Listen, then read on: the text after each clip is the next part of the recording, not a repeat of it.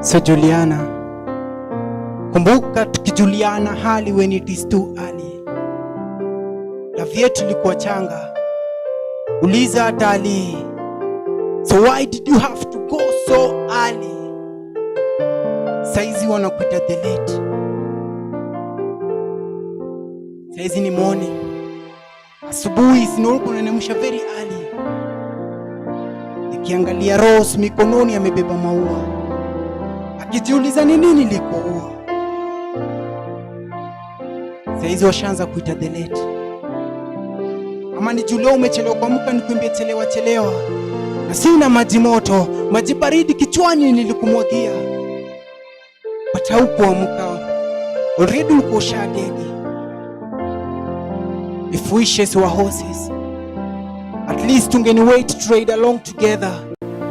If only I could turn back the time to watch keenly. Usiwahi toweka.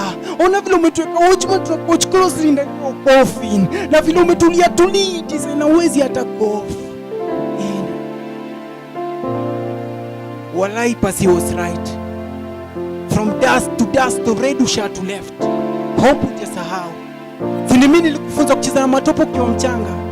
Ama nikumbushe. Si tulikupenda madli saa. Mbona uliamua kutuacha? Your favorite used to be Cadbury chocolate. Leo hii siamini tunakubali hata bila hiyo chocolate. Hii ni curse. Especially nikikumbuka ulikuwa na dreams ya kuown cars. But sai siamini ni end up kwa hiyo cars. Get ameshinda akilia. Akitazama picha yako anashindwa hata kulia. Nikiangalia bado nikulia. Wengine wameshindwa hata kuvumilia. Maswali ni je, ni lini unarudi tena? Ama ni rewind hii piece nikuulize tena na tena? Ama masiku tu ni za kalenda? Unarudi haijulikani. Silence. Moment of silence.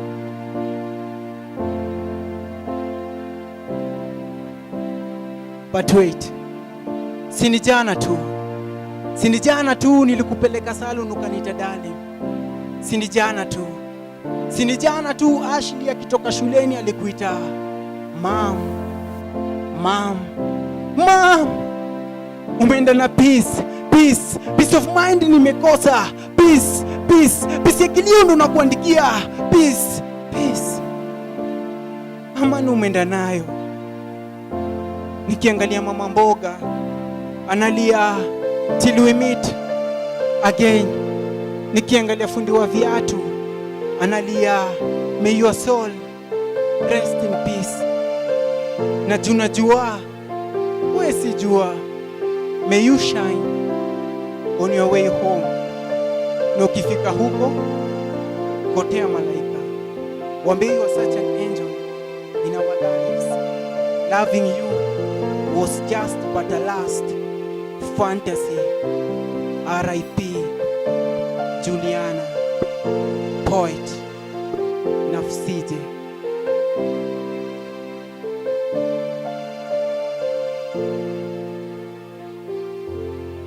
Moment of silence, yeah? Yeah, and on that note, guys, let's take 30 seconds, a moment of silence for the late Mwai Kibaki.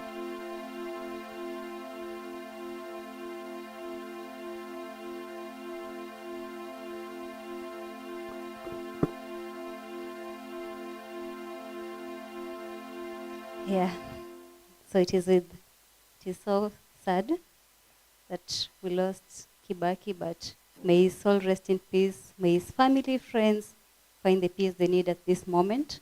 We'll always celebrate him. Exactly. Unakumbuka Kibaki? Nini unakumbuka about Kibaki? Kwanza ile free primary education. Yeah. Yeah. Hiyo ndio nimeenjoy kabisa. Yeah. I think kinaweza sema ni there's a statistics zenye ilikuwa shared by the Kenya National Bureau of Statistics. Na walikuwa nasema during the time that he was president, growth ya Kenya, economic growth, ilishoot by 7.1%. Exactly. So that is something to celebrate also. Yeah. So as much as he's gone, we celebrate his work, we celebrate his efforts to put things together to make this country a better place for all of us. Na sasa si wote tuna embrace free education. True. Yeah. So karibu sana kwenye show. Shukran. Yeah. So that piece is something else. What prompted your mind when you decided to piece those words together? What was happening? Juliana. Yeah. Ama ukipenda Last Fantasy. Yeah, true. Juliana actually ni story na tell story ya best yangu fulani. Alipoteza manzi yake. So alikamkwangu akaniambia, Nafsije iko hivi na hivi. I've lost the one who is dear to my heart. So what we do, sijui nitamkumbukaje. Akanielezea everything. So nilijeka tu kwa shoes ya huyo best yangu. Yeah. So I wrote that piece. Okay. Yeah. And I love venye, as much as it's a painful piece, there's of course kuna venye umecheza na towards hapo kama neza quote. Yeah, you can. Your favorite ilikuwa Cadbury chocolate. Yeah. Na siamini sasa tunakubali bila hiyo chocolate. Exactly. Yeah. So may your soul rest in peace too. Moment of silence. Yes. Exactly. Yeah. So karibu sana to the show Nafsije. Shukran. It is nice to see you again. Asante sana. For those wondering why I'm saying again, Nafsije is not new on Squared. He has been here before, but we will talk about that later, Sindo. Yeah. But in the meantime, watch her to introduce show, alafu Nafsije will come back to share more his pieces. But of course, we'll be talking about his journey from that time we hosted him to now, and the place he is at as a poet. Sindo. True. So I'll just excuse you for a minute, but yeah, talk at all, and then I will call you later. Exactly. Yeah. Shukran. So guys, hi. Hey, mko aje? Wiki yenye mko aje? Sato iko aje? Sato ila kubambia wapi? Mimi nanibambia hapa hii squared. I hope mko fiti. I hope wiki yenye imekuwa fantastic. Karibu sana for joining us to the show. If you are a first time viewer, thank you so much for joining us live.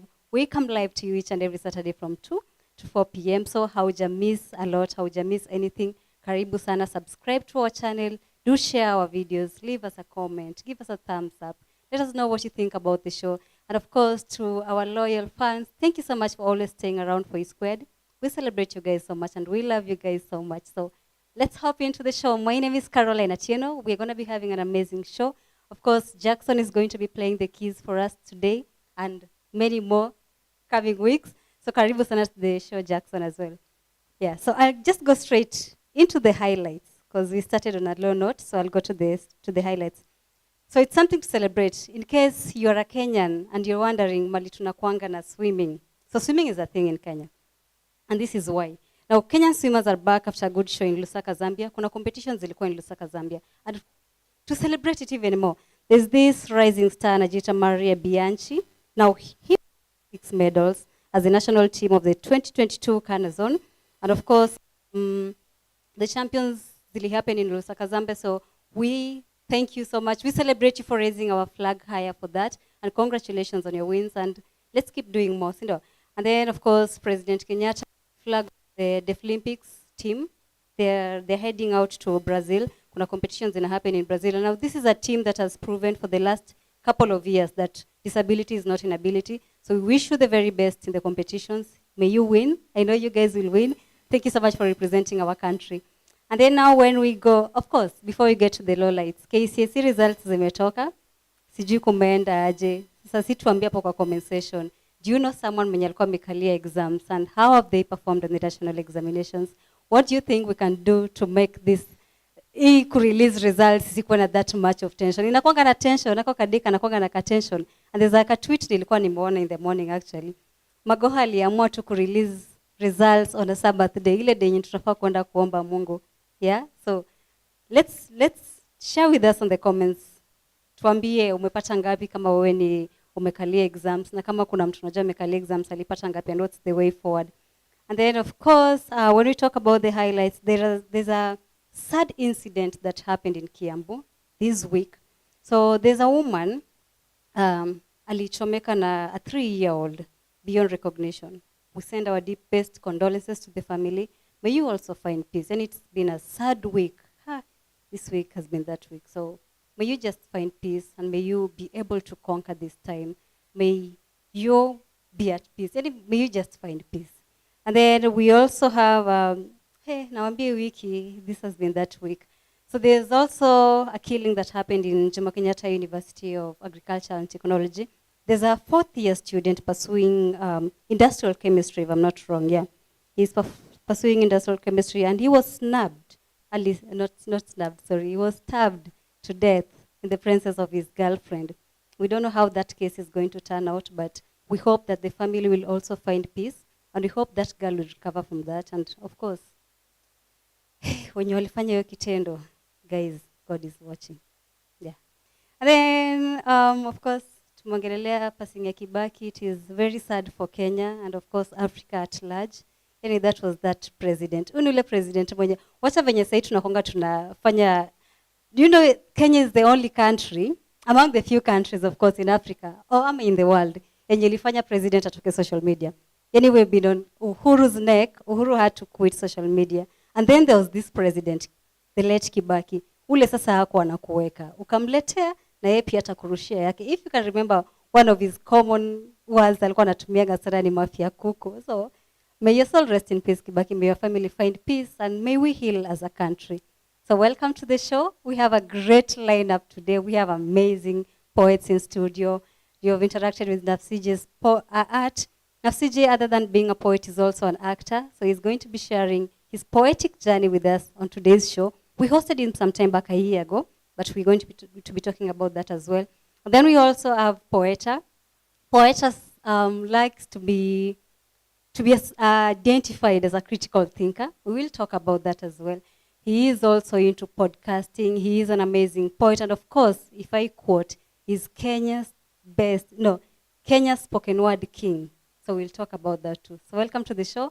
And without further ado, I like to talk about the Hangout. Guys, Hangout really happened. Remember we mentioned it last week? So Hangout really happened last week, this week on Wednesday. And of course, it's an event that happens every third Wednesday of each month. So yeah, this month really happened. Yeah, the next month it's on 25th May. So if you are a rapper, you want to be part of this space, you want to be part of that Hangout, send us a message on Instagram. We're at MicCheck254 and at E_Square TV. We will call you. We will link you up with amazing rappers. And of course, we normally have amazing presentations on that day. Tunakwanga na watu wamejituma to make that event successful. And of course, we were glad we had a great turnout this time. So shout out to all the rappers who came through for the Hangout. And in case you're wondering what I'm talking about, take a look at this video. And then when I come back, we'll talk about the technical bit. So here's a video on the Rappers Hangout.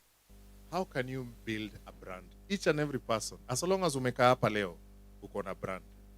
Maybe when you take time, uiangalia, hii brand yangu, how do I make it a product? Greetings, good people. My name is Grace Mutinda, and thank you for watching. Last week on Wednesday, we had our monthly Rappers Hangout, and in case you missed it, here is what was happening.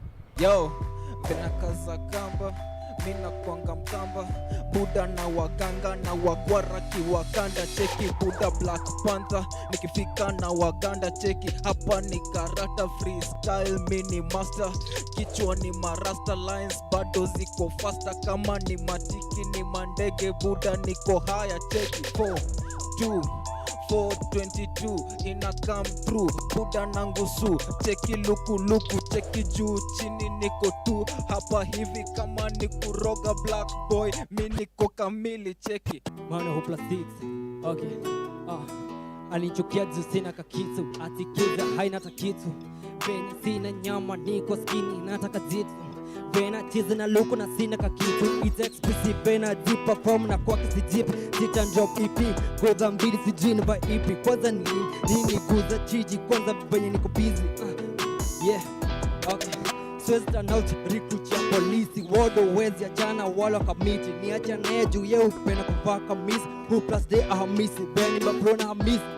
Rap niko hapa ndo nipate hizi chapasi, time is money usipoteze teze masaa, mindo kiboko yao na bado waambie sisi chapa, sikia sasa vile na flow ndadha nini, River Nile ni mimi niko behind these bars, 16 juvenile mimi ni kijana mwenye ma punchline, guaranteed hapa unaweza run out of gas, kuja na paraffin nipate na pen na daftari la mistari, flow ni ill na daktari hapatikani, so inabidi tumeanza tu kuwaroga, na ukikimbizana na mimi Buda si utakonda ati nimekaa mna gharama na soju mazao yani Mungu wa farmer stronger diamond amagoge kali set my salmon me peseta considerate the flow is my sector fear tena spread ka vector ile ya umije kai dominate ikeke flow like me so be 80 kama mwenye kitka ajani ka keti kufry kuna leo taipata maiset yo intro Kid Kish nanga plata mudishi kwa dish pro anaitwa BG ndio Kid Kish Kid Papa small BIG lazima raise aliku hustle like 19 laza kuka job singasol nikienda wera muski ya dancehall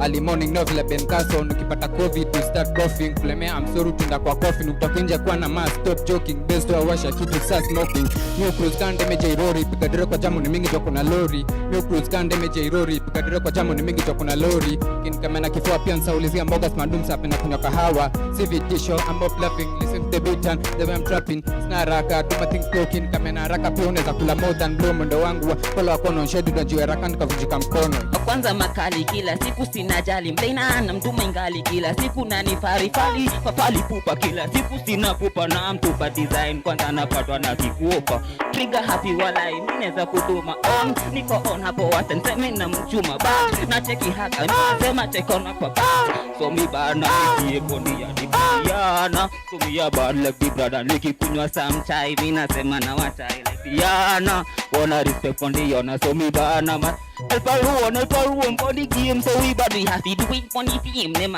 see happy go and I be do it like the dream now me happy shoot on the main a film so mi bana me see a trigger happy never see na in a the game the body get a shame so me happy a body na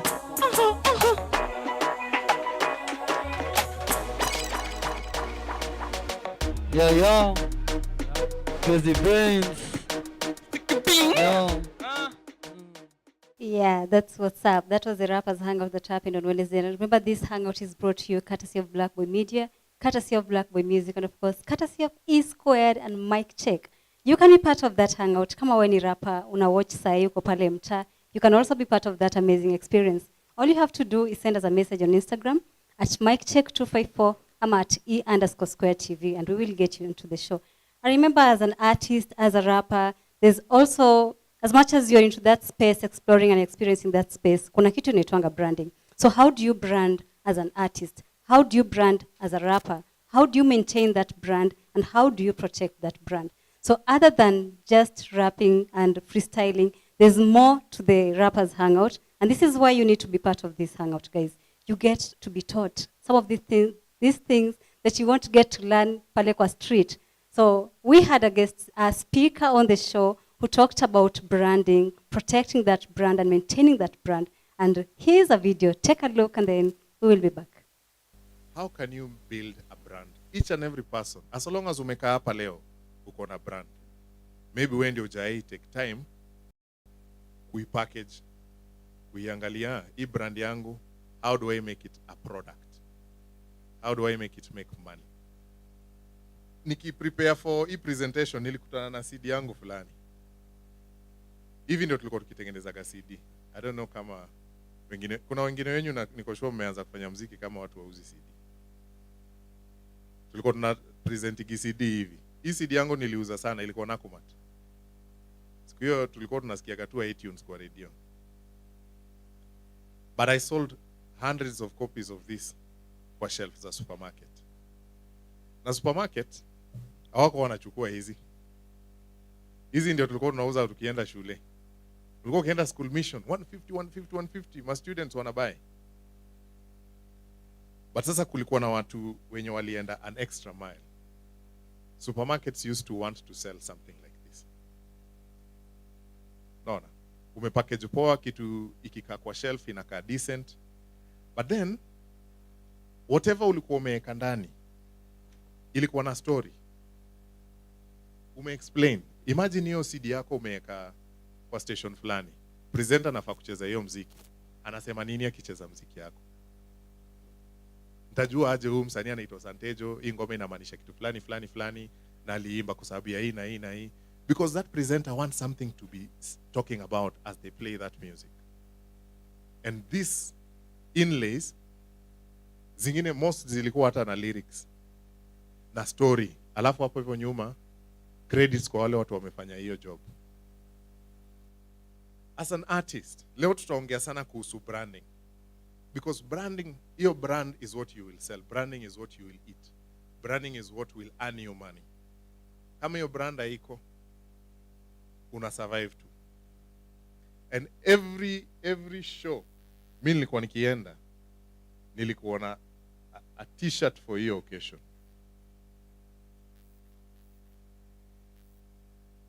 Every place nilikuwa nikienda, nilikuwa na a t-shirt yenye nilikuwa nauza, yenye hata ule mtu alibai t-shirt yangu last week, leo kuna ingine utabai.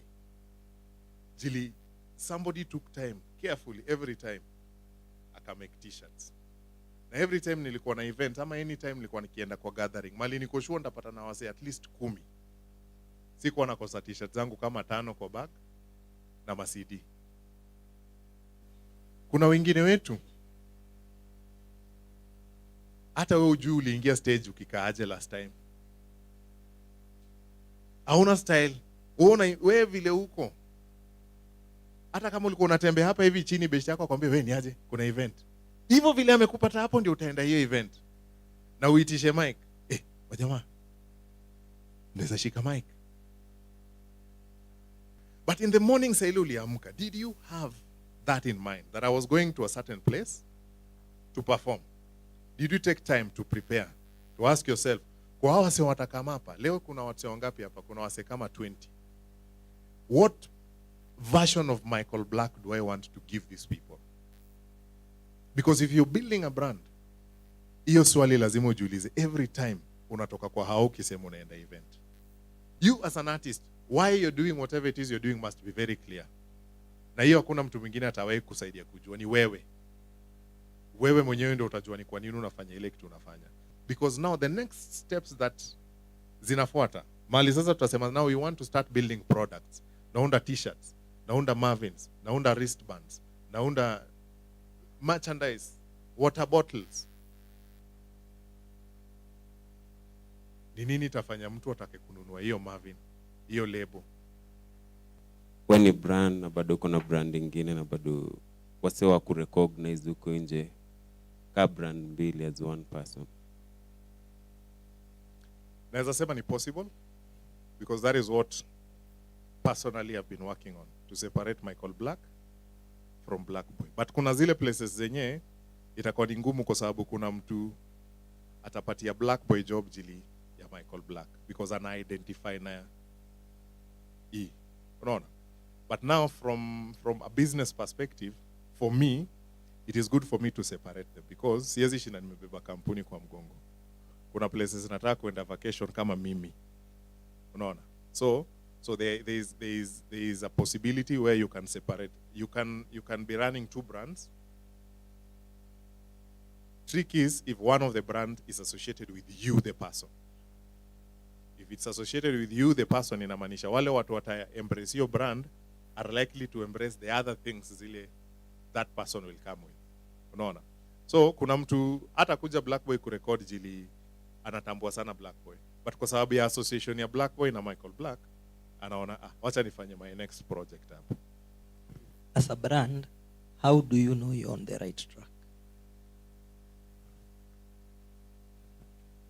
One of the best ways to know you're on the right track is when you receive random orders every time. Randomly tu. Mtu hujai kutana naye, mtu amekupigia akakwambia, "Ni aje? Nilikuwa napita hapa hivi, nimecheki." When you hear that, it means your brand is starting to go to the right track, especially when you start selling to people you don't know. Inamaanisha brand yako imeanza kujitembeza. So, as I conclude, maybe nitasema thank you so much for coming. Okay. All right. I will share the notes. Thank you so much, guys. See you again next time. Caroline. Guys, there's so much you can learn in the entertainment scene. And of course, these are classes that we offer to you free of charge every 3rd Wednesday of every month, courtesy of Black Boy Media, courtesy of E Squared, courtesy of Mike Check 254, and of course, courtesy of you and us and the team. So thank you so much for the team that made that possible and all the rappers that came through. A big shout out. And of course, you can be part of the next hangout. Tumia tu message pale Instagram. And you can interact with us, with Eastlands Expressions across all social media handles at E_square TV and on Twitter at E_squared KE. We come live to you each and every Saturday from 2 p.m. And we are on YouTube at E_square TV. So subscribe, do share our videos as well. And thank you so much for being part of the journey. So, as we get into the show, I'd love to introduce Poet Nafsije back onto the stage. So he's about to perform a piece. But before we get to him performing the piece, I want to talk about today's Did You Know? So, did you know, allow me to, could I use this camera? Yes. So, did you know catsaridophobia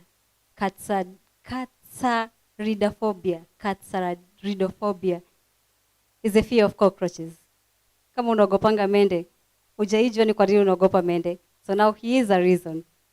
Hiyo fear yako na hiyo dislike yako ya cockroach inaitwa catsaridophobia. So now you know, courtesy of E_squared. So yeah, so Nafsije is going to be performing a piece titled Usawa. Now this is a piece basically on equality and how we should promote equality in the society. So allow me to introduce him back. So Nafsije, the stage is yours again. Yeah. Unakonga umetulia tu hivi ama nini nimefanya umetulia? Ai, mimi sijatulia. Hujatulia? Ai wapi? Okay. Yeah. Sawa. Acha tuchape hiyo piece alafu nitarudi. Sawa. Okay. Usawa.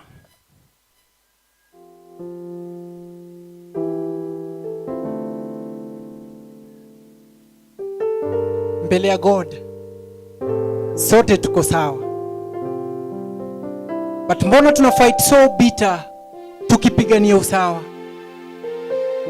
People's budget daily ikipitishwa kwa bunge, utarealize kuna inequality mahali. What a man can do, a woman can do better, right?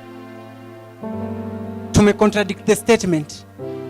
A woman can do best what man has already done. So ni wanawake wangapi washafanya kazi ya mechanics na wakaifanya poa bila kuspare part? Ni wanawake wangapi? Ni wanawake wangapi? Ni wanawake wangapi washafanya kazi ya mjengo na they are the good products of their own foundation in their homes? Ni wanawake wangapi? Ni wanawake wangapi washafanya kazi ya konda na wakaleta change? Si fair.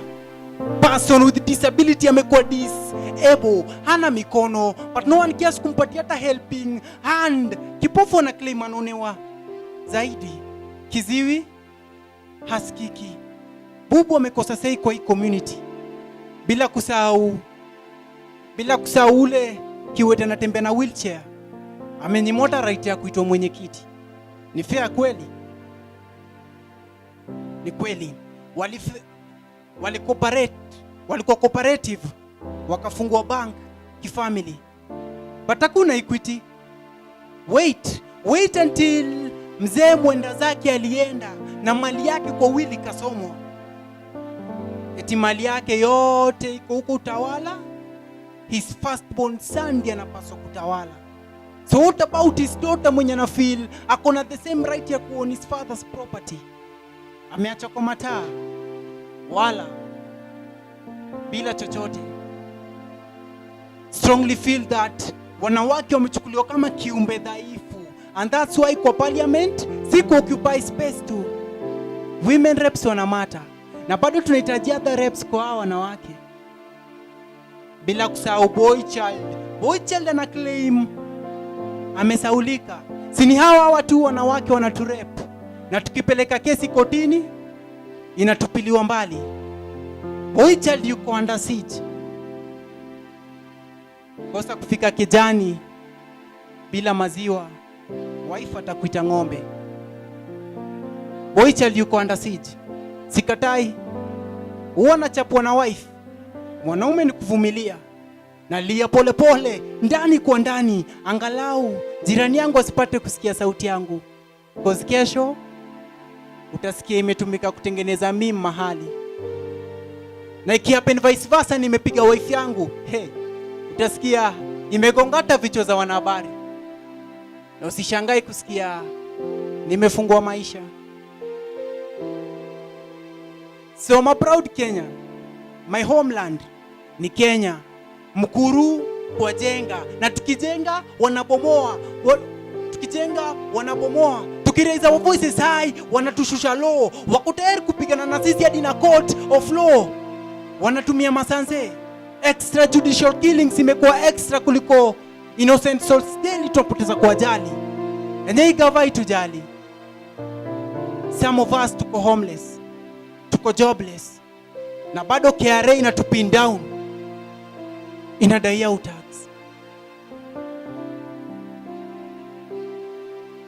Hakuna tofauti kati ya ule tajiri akona gari na ule maskini anaendesha kisa diarrhea. Cause mbele ya God wote wana range over and over. See, I thought mbele ya God sote tulikuwa sawa, but mbona tuna fight so bitter tukipigania usawa? Poet Nafsije, shukran. Sawa, ni tukipromote equality, si ndio? Shukran, yeah. Yeah. Sasa mimi nitakuuliza tu swali kwa sababu hizo words zinasema kila kitu ningetaka kukuuliza, si ndio? Yeah. Na mtu mwenye na watch angetaka kusikiza. True. So as Poet Nafsije, who came up with those lines? Those lines. Okay, first, peace. One kiandika peace na major on things that zina happen kwa hii society ya leo. Ukiangalia kuna usawa, kuna inequality in both fields. Kiingia kwa person with disability, kuna inequality pale hivyo. Ukiangalia sorry na politics pia kuna inequality. Ukiangalia pia in normal life situations pia kuna inequality. Kwa mfano, mtu anaweza kukudharau like kuna hizi kazi zenye wanaume wanafanya you cannot do. Nani alisema? Siku hizi wanawake wanazifanya. Na na try ku prove wrong through hiyo piece yangu. Unaona? Nikisema ni wanawake wangapi washafanya kazi ya mjengo na they are the products of good foundation in their homes. Wanawake wangapi? Wanawake wangapi washafanya kazi ya konda? Wakarudisha. Si ni wengi? Yeah. Na wakaleta change. Yeah. Na si fair? Yeah. Si fair. Sawa. So kitu kama hiyo. So nilikama up na hizo lines, pia kuna pana hapo hivyo, kuna story mob. Na ni vitu zina happen. Sawa. So kuna mapoets wengi tofauti, kuna wale wana major in fantasies, kuna wale wana major in real life stories, kuna wale wana major na vitu mob. So mimi huwa basically na major na vitu zina happen kwa life. Okay. Yeah. So how do we promote equality? Yeah, so kitu ya kwanza kunafaa kukuwa na ile usawa. There should be that equality. Naona in both gender, in both field, as a nation, worldwide inafaa tunaipromote. Naona na hii equality inafaa ianzie pale juu. Unaona kwa parliament wapi unacheki ni kama tu corruption imeanzia kule juu imeenda mpaka chini. Unaona, so inafaa kuna zile vitu zinafaa kufanyika ndio hiyo story inequality nini. Okay. Yeah. We will definitely get there. We'll get to a point when tutakuwa have hizo conversations wewe usidui kwa sababu uko hivi, si ndio? We hope so. We hope so. Yeah. But we will eventually. Yeah. So who is Nafsije in a nutshell?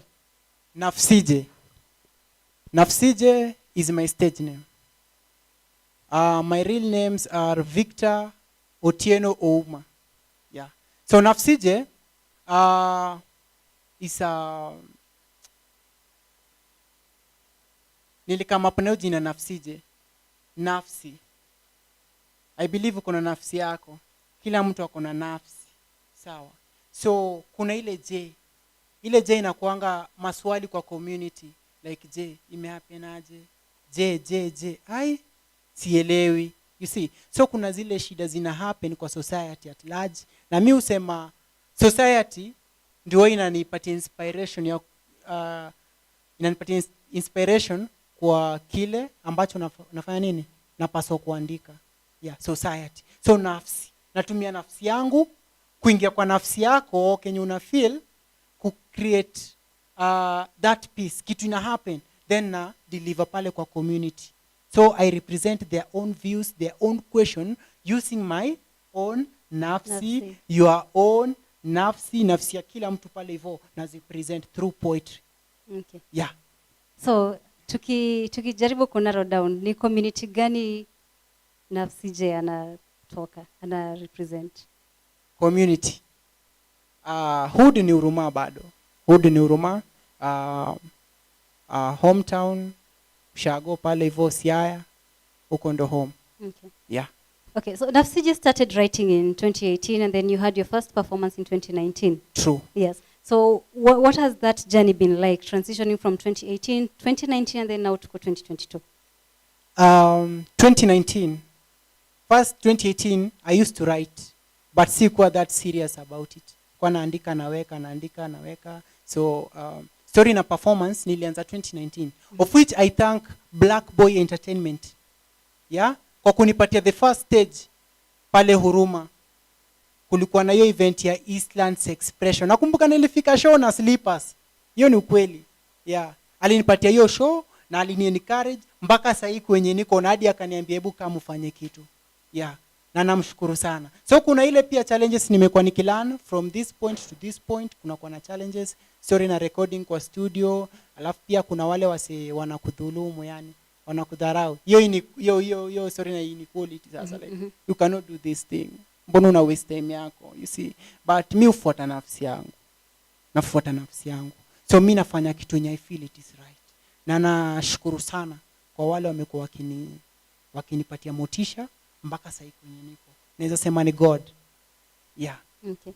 So when Black Boy gave you your first stage in 2019, so I want to talk about that kidogo. How was that for you now as Poet Nafsije, yani cut back na kurealize actually kuna mtu mwenye ana believe in what I'm doing? True. Yeah. How was that for you? Hapo tuliingia stage 2019. Yeah. Na kuingia stage nikaanza kuperform. Nikaperform, nikamaliza. Nikakaa chini, nikaendelea kuwatch event venye inaendelea. So kuisha, Black Boy akakama akaniambia, Nafsije, I believe in what you do. Sawa. I believe in what you do. Come, ifanye tena. Yeah, na ukuwe na ile courage. Nilisimama na nikafanya. I performed. But kwa hiyo crowd yote, only one person kwa hiyo crowd aliniambia, Nafsije, manze umeongelea crime, umeokoa maisha yangu. Mimi nilikuwa natumia bunduki, nilikuwa natumia ridhe. Umenisaidia, umenikumbusha mbali. Kani bunduki nilikuwa nayo, wizi nimefanya. Na through peace yako, yenyewe nimeona kuna haja wizi. Hapo hivyo nilifurahia sana. At least one person acknowledged my work. Na nikasema, then I should continue to help other lives out there using poetry. Okay. True. Other than giving you that motivation to keep doing more, what other thing would you say that compliment and that saving that one life did to you as a person? Other than kutaka kugrow into that space and knowing that kuna mtu ana believe in your art. Hiyo comment yenye umse alisema umesave life yake. True, yeah. What did that mean to you as a person? Forget about Nafsije the poet. Yenyewe ilinisaidia sana, ilinijenga. Nilifeel naweza saidia wasee. So ikanipatia motisha, nilikuwa naendelea kuandika piece. Zile zinaongelelea vitu zina happen, maybe a story na rape, relationships, hizo vitu zina happen, you see? Yeah. Vitu zinaguzia society. Ndio niendelee kupata hiyo motisha na nini, hoping ndafika kwenye nataka kufika. Yeah. Kuna piece yenye imerepresent kenye wewe una feel at a particular time? Mimi kibinafsi. Wewe kibinafsi. Ndio naandika. Naandika. Ni hii piece yenye nataka kuperform next. Okay. Yeah. Tutaiperformia hapa leo. Amen. We will be doing that. And therefore umesema uliperform for the second time before someone approached you and told you you'd change their lives, ndio? Yeah. So the first time uliperform kwa your stage, what was going through your mind? Kitu ya kwanza kitu ilikuwa kwa mind yangu. Hawa si wananionaje? Stage watu wako naingia stage. Usanii unapata mtu amedungia, yani ukiangalia tu viatu, yani venye amedunga, ai manze unaogopa, usha tense already, ameingia amefanya stuff yake, usha tense. Wewe uko na slippers, uko tu kwa mtu unaambia haya kuna show pale, niko na slippers nimevaa tu yani normally. Nikasema kajichocha, acha tuende pa. Nikapanda hiyo stage, kapewa mic, nikaperform. Lakini nilikuwa na ile inaitwa, kulikuwa na butterflies, ile uoga yani like wallahi, na hata pia lines, unaona. But nashukuru God yenyewe, hiyo ni stage yenye watu hupitia, na pia mimi nilipitia, na bado najua msemo mwingine ndio afike hata place niko, ama afike hapo juu hata kuniliko. Hiyo ni stage anapaswa kupitia, na inafaa kumotivate, haifai kumdiscourage. Okay. Yeah. The next stage tukaenda, the next performance ikakuaje? After he squared, what was next for you? After he squared, yes. Yeah, nilipata stage ingine. That is 2020. Yeah. Yeah, 2020. Yeah, nikaperform, nikaanza kugrow. Yeah, artistically nikaanza kugrow. Sana nilikuwa nataka kuprovia Eastland's expression that this person that you helped with the stage way back has really grown at least. Sawa. So nikaitisha tena bado Black Boy Entertainment wanipatie chance, nikakam Eastland's expression. That is 2020. Yeah, I performed. Akanicongratulate sana, akaniambia place huko saa hii tofauti na kwenye uliku, you are growing. Yeah, you are growing. Shukrani, asante sana. Yeah, so nikaamua tena kuendelea ku perfect my craft. Kaanza kufanya perfection, hivyo kuandika hivyo kuiperform mara kwa mara. Saizi I believe niko ile place yenye a star anapaswa kukua. Amen. So nikamwambia tena ni invite mara nyingine tena nikuje nikuonyeshe at least nimegrow, na sahi I'm a star. You are a star. Yeah. So there's this piece of yours inaitwa Taifa Leo. It's a piece yenye watu huku associate nayo sana. Yeah. But what people don't know, or probably what you might not know as our viewer, that is the piece yenye ilikupatia debut in the poetry scene. True. Yeah. So tell us about that and how it came about you working with Teardrops on that piece. So Taifa Leo, so kulikuwa na hii theme ilipeanwa pale hivyo kwa social media. It was all about GBV, gender based violence. So it was open. It was an open field for every poet to submit their own work. Yeah. So mimi nili submit. Kuna ile piece niliandikanga tu kuhusu Taifa Leo, but then sikuwa serious nayo. Yeah. Kwa zile pieces zote nimeandika, sijaipenda Taifa Leo. So hiyo piece ndio ilikuja ikapendwa sasa. Unaona? Nika distribute, nikapeana, nikasahau. Juu most of the opportunities you come submit huwa na submit but sionangi penye naenda. So hakunanga ile feedback ati you did this. So this one now ilienda na ikawapendeza. Sawa? So nilitumiwa email that hello Poeta Nafsije, you've really qualified. Yeah. So what you do, you will come record the piece once again and then we have to do the project. Sawa? So Teardrops alikuwa director na nilifanya hiyo piece. Kulikuwa na some of the other poets. Yeah. So I managed to be among the 7th finalist. Yeah. So ikaenda pale, tukashoot, tukarecord, tukashoot video, ikapokelewa vizuri na watu. Yeah. So hadi nikitwa pale, who is Taifa Leo, come? So nita Taifa Leo. Naomba I'm not Taifa Leo. The piece ndio Taifa Leo. Sawa? Na I'm Poeta Nafsije.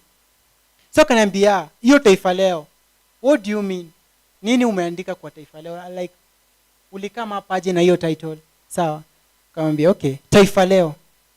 Taifa la Kenya, taifa maybe taifa la Tanzania, taifa la Uganda, but specifically nilikuwa naongelelea taifa la Kenya. Vitu zina happen, unaona? Niliona instead ya kuita maybe Kenya ama nini, Taifa Leo.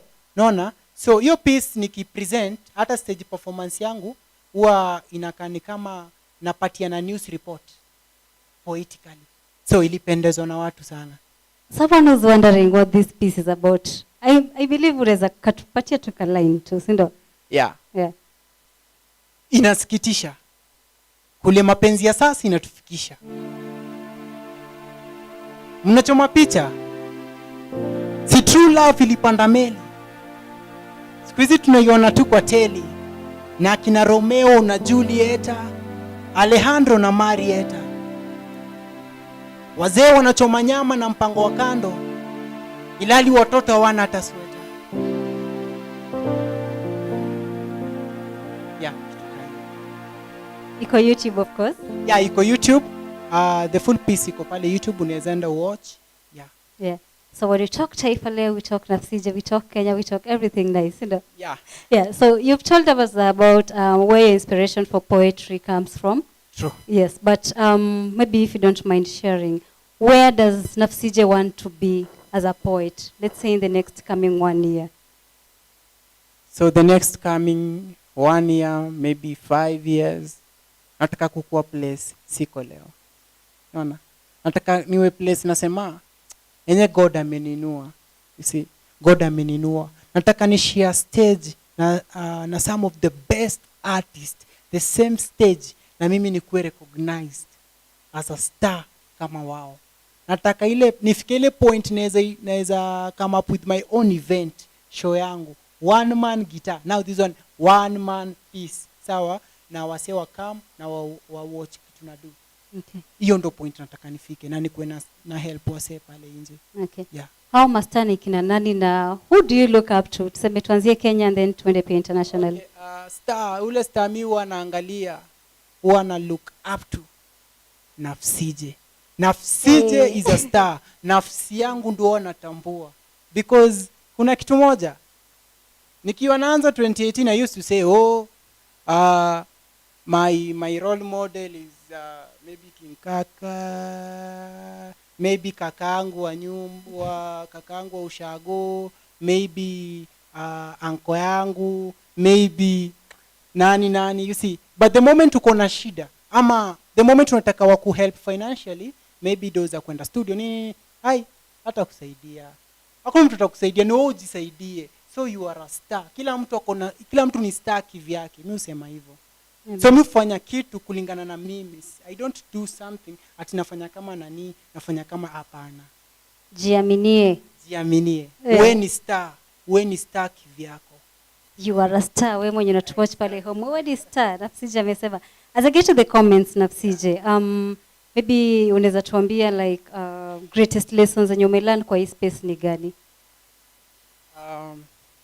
Something that I've learned, yeah, ni that being patient, perseverance. You never know who is watching. Na your artistic journey may take maybe 5 years, 10 years ndio utokee. Usiwahi kata moyo, usiwahi kata tamaa. You see, ipo siku yani. Yeah. Na challenges ziko. So hizo challenges ni mimi hutumia hizo challenges, yeah, ndio nifike kwenye naenda. Yeah. Na ni opportunities gani unaweza sema poetry may bring on board?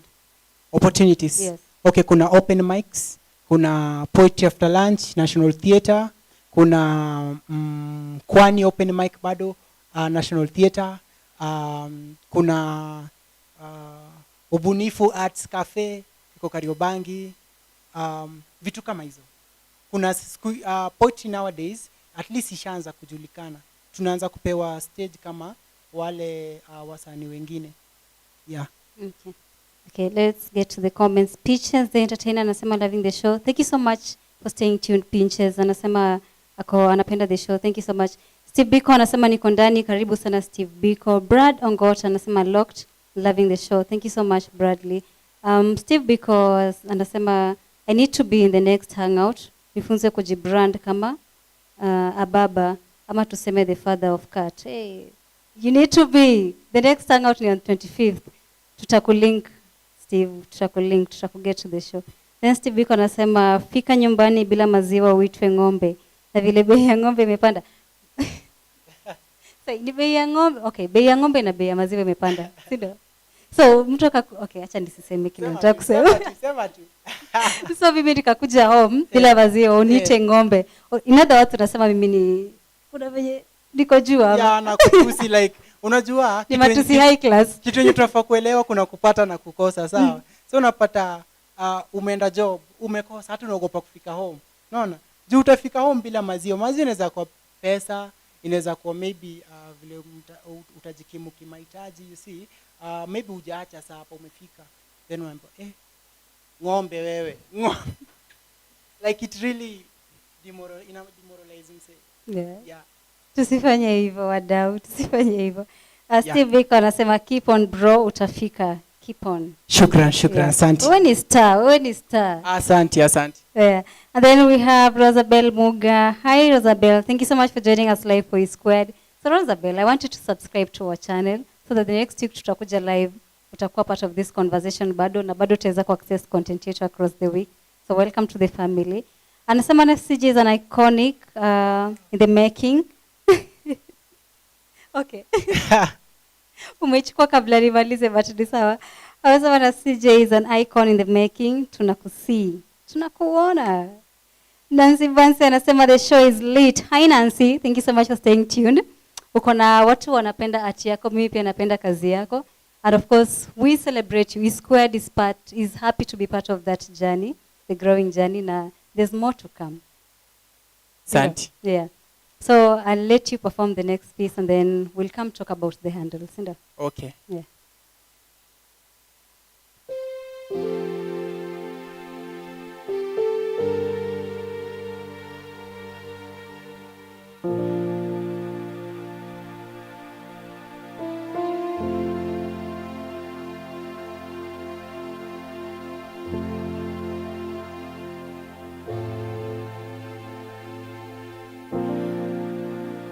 Life journey yangu imekuwa full of stories na tales.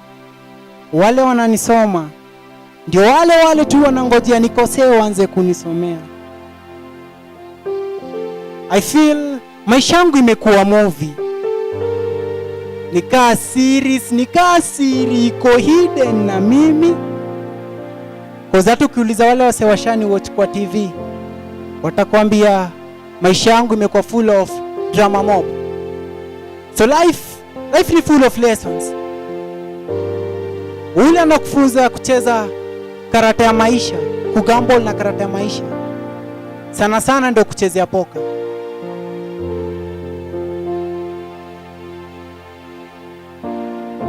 Beste yako ulimkopea loan tala, hoping atatimiza. Na baada ya kufaulu na mashida zake, leo hii akikuona yeye branch. So life ni full of lessons. Hatu some aje, hatu ufanye bidii aje, hatu ingie most of universities, hatu ingie classes zote za PhD. Bado Muslim atakwambia you're not in my class.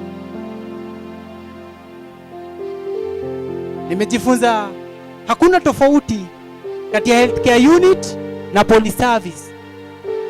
Kwa zote ufanya operation. Hakuna tofauti kati ya ule bega kwa street na Mkristo. Kwa zote uomba. Hakuna tofauti kati ya mwizi na polisi. Hakuna tofauti kati ya mwizi na serikali. Kwa zote wana mkono mrefu. Hakuna tofauti kati ya ule street boy anabeba gunia, uplift then akuemployer, si bado atakusaka. Hakuna tofauti kati ule msi anauza nguo pale Gikosh na photographer, si wote wana kamera. Hakuna tofauti. So maisha yangu iko full of stories na tales. Wale wananisoma ndio wale tu wanangojea nikosee waanze kunisomea. At some point nilifeel maisha yangu imekuwa movie. Nikaa siri iko hidden na mimi. Kwa sababu ukiuliza wale wasewashani watch kwa TV, watakwambia maisha yangu imekuwa full of drama most. Life lessons. Poet Nafsije. Shukran. Life lessons, yeah. Asante sana Poet Nafsije. Shukran. Of course, sitakosa ku acknowledge the fact that kuna venye pieces zako you set a certain mood. True. Yeah, so as a poet and as someone talking to wenye pia wanaweza taka ku get into that space, how do you create that mood in your pieces? And what is your writing process like? First, lazima ufeel kitu unadu. Kama hujaipenda, hakuna mtu ataipenda. First of all, you have to love it. Penda kitu unafanya. Ukipenda na uifanye na passion, believe you me, hata msi anakuwatch inampendeza kabisa. True. Okay. There's a comment here. Rap the Poet anasema respect to Nafsije, Mr. Billionaire. Thank you so much, Rap. Of course, Rap. Now that you're part of the family, subscribe to our channel. Do share this video with your friends. And of course, tunakukamingi live kila Saturday. So na hope tutakucheki pia next Saturday. Sindo? So Poet Nafsije, thank you so much for creating time to be with us again. Thank you. Yeah. So what advice will you give to aspiring poets? Hard work, patience, na above everything unafanya, put God first. Tumalizie tu hapo, si ndio? Tuambie mali tunaweza kupata social media and where we can access your work. Social media, Poet Nafsije. YouTube, Poet Nafsije. Instagram, Poet Nafsije. Facebook page, Poet Nafsije. Unaweza like pale, piga share kazi yangu. YouTube, subscribe, share with your friends. Yeah, na utakome umenijenga kama msanii. Si ndio? Aya, mimi nakuacha, lakini kabla nikuache, of course, mimi nataka ku request. Yeah. The second time we hosted you on the show, uli perform Street Life. Street Life. Yeah. And of course, people have grown. You have grown as a poet. Na sasa hivi venye unaweza isema si venye ulisema a year ago. So mimi na request ni tufanyiwe tu Street Life alafu tuko release. Due to public demand. Okay, acha nifanye. So Street Life, niliongelea maisha ya street boy pale nje. Wase wengi ulala kwa kibanda, chini ya kibanda, wananyeshwa na mvua na nini, hizo challenges zote. So ilini inspire kuandika story na Street Life. Na yeah, acha niongelee, you learn from there. Okay. Ya ile kidogo itakuwa sawa. Okay.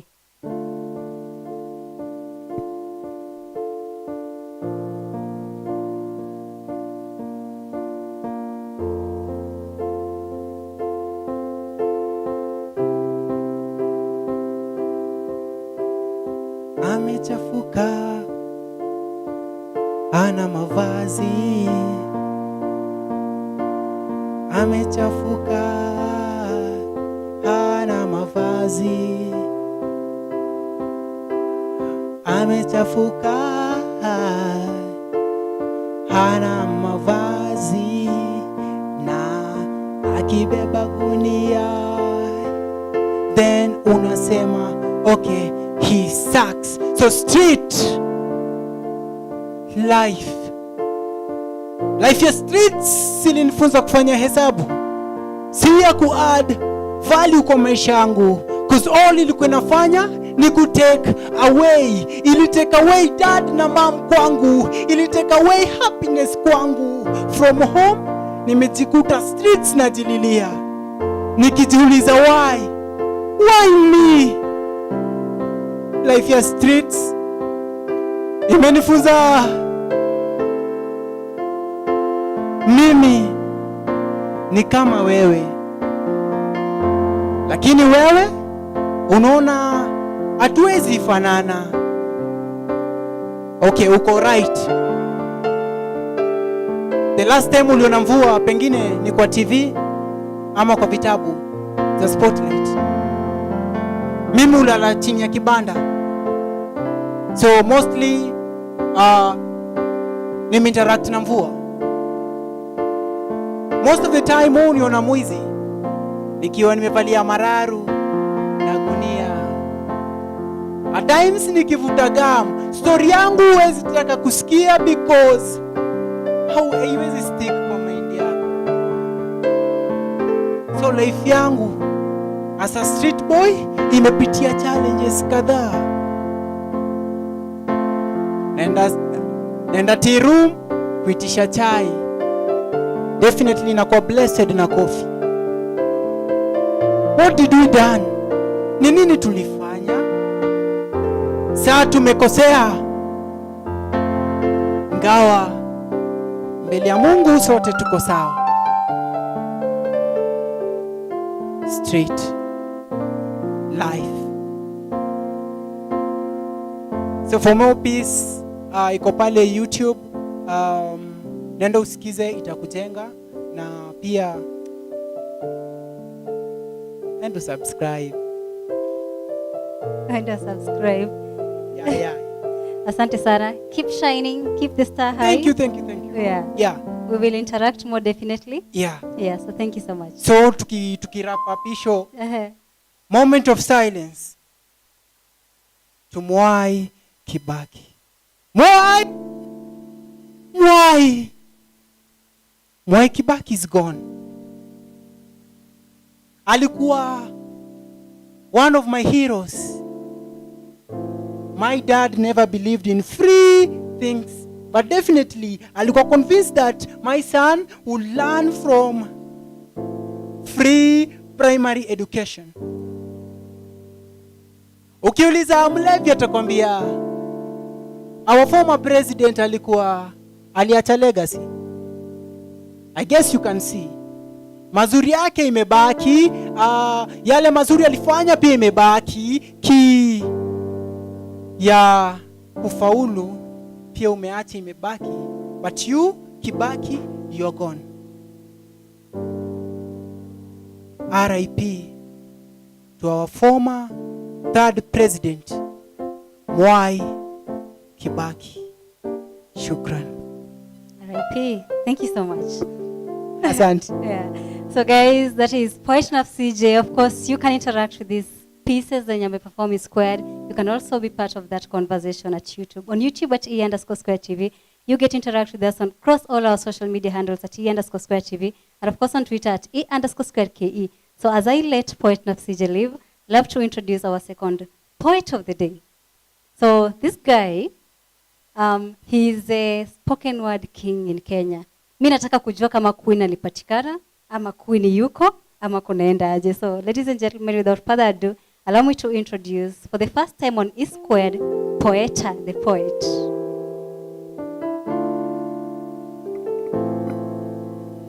That's over his side.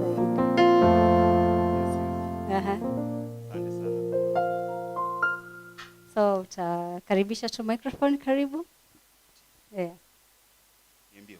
Veni kofiti. Wewe ndio king wa spoken word Kenya. Kuina kwa wapi? Mini hype hadi zile landlord ataanza kupandisha rent bana. Unajua hizi tunapocheza chini. Sawa. Pole landlord, pole. Hana. But yeah, income inapanda. So apandishe tu rent. Sawa. So thank you so much for joining us for this show. I'll let you perform the first piece, and then when I come back, we can talk about it and talk more. Okay. Yeah. Sawa. Yes, so watch it hype. Sijini angalia kamera gani.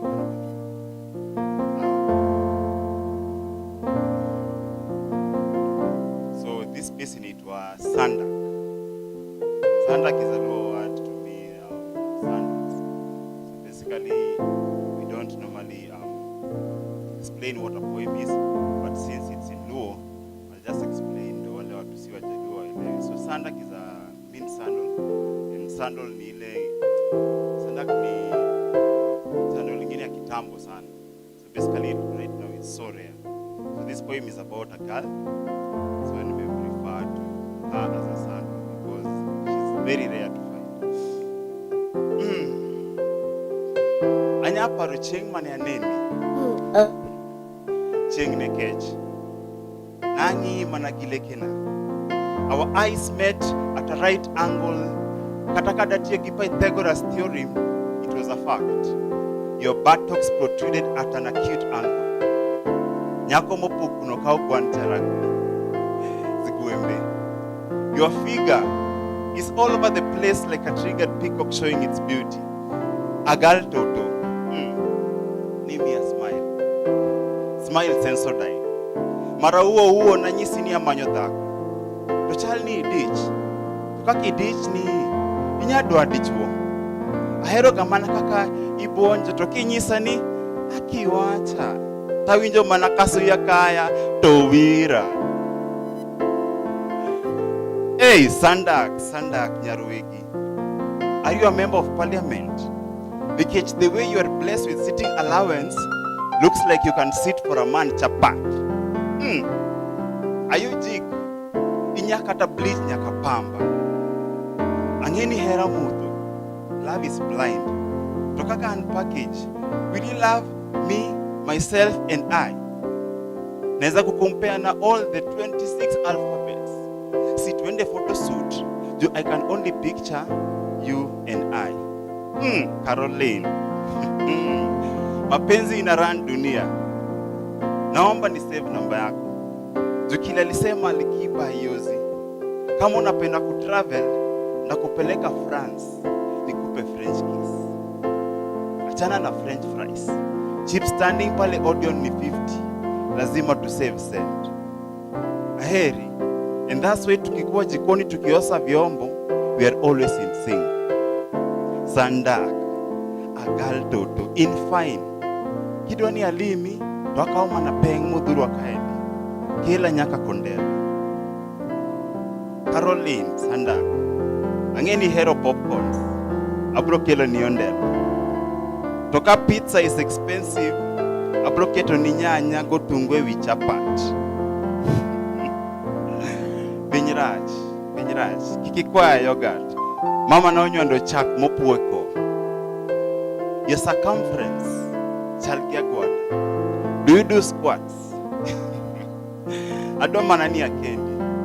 Nyithindo tuamie beach. Kawachamo mano bambo. Nikechangeni okihero ka beach. My Sandak, Caroline. Midi Sandak. Umesema agal toto pugnoka ogwand jaragbi. Nikiangalia gwala yako ziguembe. Ebu we wacha. Karibu sana show. Shukran. Si umesema mimi ni Sandak, sasa utanikaribia usiniogope. Utasimama tu hapo. Bado hakuna. Hapana, so hapo.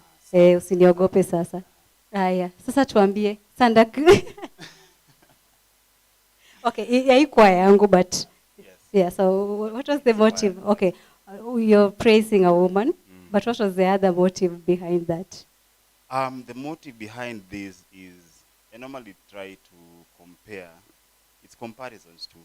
Like I can compare a woman to KCC, and then the way I'm describing KCC and all its beauty is basically referring to just appreciating the African beauty, but in a different way. Okay. Like si lazima niseme niite tu jina mtu, so naweza iweka in a different way. I can even be talking about the bathroom.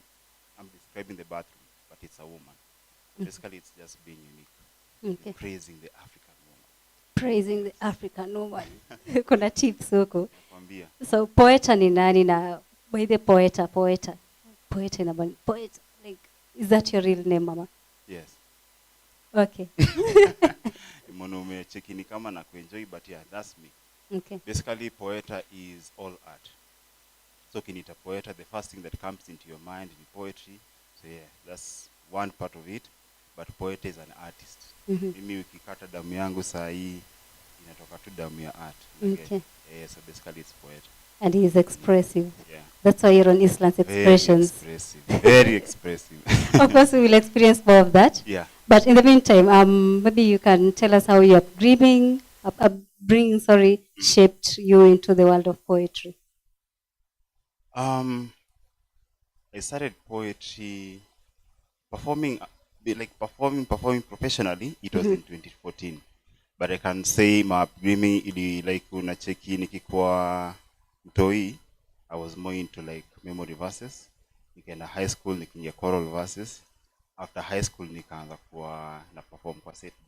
So I was doing a lot of narrations. So basically zote zilikuwa tu words, expressing yourself and all that. So 2014 vile nilianza kuperform, nilikuwa nimeanza na Kizungu. But hiyo time jo kuishi pia ghetto, ilikuwa Kizungu ilikuwa hard kiasi. So basically nikajipata into Sheng poetry. So I've grown with Sheng poetry, but right now I've evolved to do like Sheng and Duo poetry. Okay. Because I love my culture. I'm a proud Luo, all the way from Gemia, Lanyanza, so yeah, it's crazy. Sandak. Yeah. That word will keep ringing down my brain for the longest time. Yeah. So, sahi una stay, unakaa wapi? Una represent mtaa gani? Eastland tu. Eastland. Hapo hivi umo, Tena Estate. Okay. Hapo ndo na represent. Okay. You've also mentioned that you grow ghetto at some point. Hiyo ili kujenga aje as Poeta before we discover Poeta the poet? Hey. Ghetto, naweza sema ghetto ili influence Poeta. Ili influence in a good way, but also I can say somehow ilikuwa inani limit, because nikianza perform nilikuwa basically pieces zangu zilikuwa about suffering, cries and scarcity, yani always complaining. We were always complaining. Hadi tukienda perform watu walikuwa wanashindwa, kwani it's poetry about just complaining. Like mnakonga kila saa mna chant down Babylon and like, hey, what's the beauty of poetry if it's always about crying and crying? But I was representing what I was going through. Unacheki sisi ongelea kuhusu pizza, na daily najua ni chapo dondo, chapo marashi, unajua. Na kanyanya na kitunguu. Sisi ongelea popcorns, unaona, na mimi kile najua maybe ni mahindi choma. Yeah. So basically that's what my poetry was all about, and I knew that's what I'll represent, all my life. But as I grew, hata nikatoka kuishi ghetto, sasa una realize there's a lot in life more than just the environment that you're in. So basically the scarcity mentality need to replace na abundance. Okay. Basically nowadays my poetry I want it to be about abundance, the fact that you can be having little resources but you can build, a big thing out of what you have. So yes, each and every environment and what I see in life, I write about it in my poetry. Okay. So sijilimit vile nilikuwa najilimit kitambo. Okay, yes. That is great. So now when we get into the scene, for how long have you been in the game? I don't know, all my life. All your life. What do you mean by game? Okay, tumekuwa professional for how long? Since 2014. Since 2014. So your first show was in 2014? No. I performed when I was like 3 years old. But tell me about that. Nilikuwa nafikanga church na nilikuwa nafika church late. So basically kila saa nikifika hivi church inaisha. So nilikuwa tu mtu wa kwendanga kuhanda wasio ni buy snacks na nini and stuff. So hiyo expressiveness watu walikuwa washindwa, wewe ni mdogo aje na unaenda kuongea na watu wakubwa, nataka sweet, nataka hii na hii na hii. So siku moja nikapatiwa challenge like, kuna verse hapa, for God so loved the world. And I recite. I was like, okay, interesting. So people loved how I expressed myself, and then I think that was my first stage. But now as a spoken word artist, it was in 2014. Okay. Nili perform street poetry and also a gig called Fatuma's Voice, hosted by Rick's Poet. So yeah. How was it? Because I also noticed ulikuwa featured na, is it the same person, Rick's? Yes. Yeah. So how was it? Rick's nimentanga na big up yange kwa kila interview. I always big him up because he ended believe in us when nobody else believed in us. Your time I think tulikuwa tumeona poetry ni ya Mabombe. Mabombe basically the rich people. Sisi tulikuwa ni rap nini, tulikuwa sikia uko fulani maumau sana, so your boys in hip hop, but now poetry tulikuwa na check ni vitu za uptown. So tukienda tunapata kumbe wase wengine pia wanafanya what we are starting to do, and if just being given a platform as you're still an amateur, yeah? And then unapata a platform to compete na wase wengine wale wamekuwa kwa game for a while. So it was really humbling and amazing, yeah. Okay. So that 3-year-old kid forgot so love the world now to he really loved the world. Yeah. Ingekuwa say it is ilikuwa poor, cause imagine you are so hungry. Ilingekuwa stage hivi, and what we did, I think sijaisahau hiyo show yangu ya kwanza. It was just mind blowing, because people didn't see us as amateurs, they saw us as superstars from the word go, and that's what I've normally picked. And when you introduce me as a spoken word king, trust me, I am a king. Yeah. That tutatafuta huyo queen, si ndio? Inza kwa amesimama kando yangu, but since ni mshayo acha nisimhype. Okay. Okay, acha thought process yangu Unajua poet tu ni zingi. Yaani si poet na kwa crazy. Ni zingi kwa stage je utoke kutoka na bibi alafu inakuwa kingine crazy. ni sawa. So from ukiwa 3-year-old and then now to 2020 as a spoken word artist, what are some of your greatest achievements? Unaweza sema umeweza kuconquer so far? And then cause uniogopi na uogopi mtu, takaribisha tu. Inaitwaje? My greatest achievement. Yes. I performed once upon a time. See, once upon a time like kitambo sana in 2017, 2018 hapo. I performed in front of a crowd of 2,000 people. Wow. And for me it was like ilikuwa nashika mic hivi hadi words zinakosa kutoka because nimegezeanga perform like 40 people, 100 people. So those were 2,000 people. Ilikuwa tu just overwhelming because I was like, where I normally just see this in overseas. Maju tu watu wakiperform wase wengi. So that was a good thing. And then my first check kama poet. Sikuwa najua hata check inakuanga deposited aje ama nini ama mimi nilikuwa najua hii kitu sasa hivi nimeipata kesho yake naenda ku withdraw and all that stuff, but it was really pia amazing. That was a show by Rotaract and just starting my first event still as a wannabe or an amateur in 2014. That was my biggest achievement here. It was from 2014 mpaka sai I've been doing it, and it was also just a platform to give what were Eastlands an avenue to express themselves. Vile nilikushow hiyo time tulikuwa tunajua poetry ni the other side, but Eastlands hakukuwa na mambo ya spoken word. Because ungeenda perform watu wanashinda maana unasema nini. So hiyo platform mpaka sasa imekuwa ikipatia side Eastlands, you know, just like vile nyinyi mnafanya hapa na Eastlands people. So yeah, achievements imekuwa mob, but sitaki niseme zote, itakuwa ni kana brag. To brag here, I mean, why not? Just a humble person, but yeah, if your words can move people, that also it's just an achievement. Because basically your words are supposed to impact. Me, I don't believe in being an artist who just expresses himself or herself. Your words should be living your words, and also your words should be living in people's soul. Your words should be nourishing people's soul and changing their mentality and all that. That's why we are artists, not just to entertain, but to educate. Okay. And then when you talk of entertaining and all that, there's I don't know if it's a feature or if it's a collab yenye ulikuwa featured na Octopizo. Yeah. So how did this feature come about, and what other features were you part of?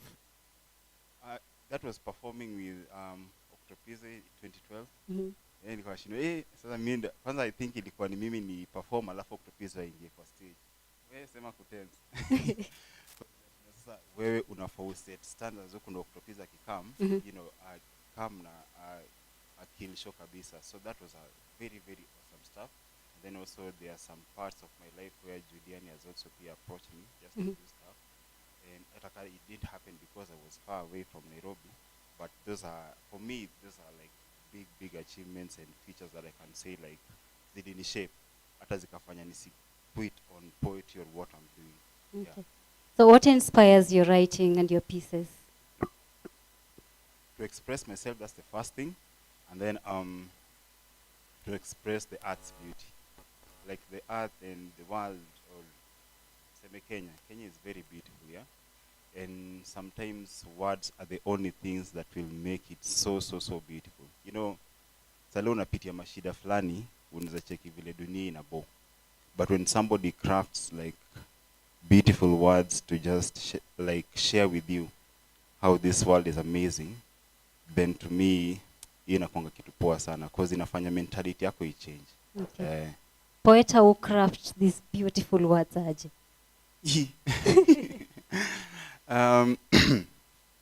Ibu kwanza niulize isho itaenda mpaka wapi?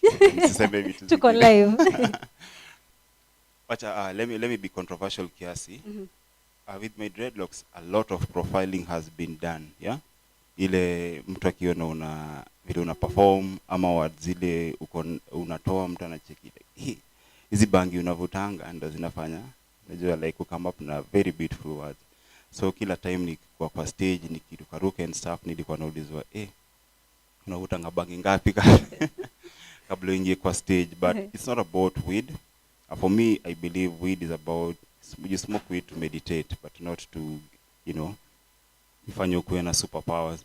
So for me, normally cool off, or kama na check environment niko iko na kelele, either from bars or nini na nini, I normally go to cool places to write, like naweza enda place kama Arboretum or Karura, or just place iko chilled out, and then I write my stuff. But pia sale nalala, kuna time nalalanga na words zinakam saa 6 usiku, trust me ndaamka niandike, and then kesho yake nikamniongezee. So for me, I can say I'm blessed, and it's God, because zile vitu muandika saa zile inaanga chini mpaka naangalia na shindwa, okay, hii thought process ilitoka wapi? So I've been doing it for a long time, so squeeze it comes out easy. Okay. I still have so much to talk to you about, but wacha tuchukue break kidogo nikuache perform the next piece. Ndio watu waweze kuinteract na Poeta Mosi ndio. Okay, no worries. So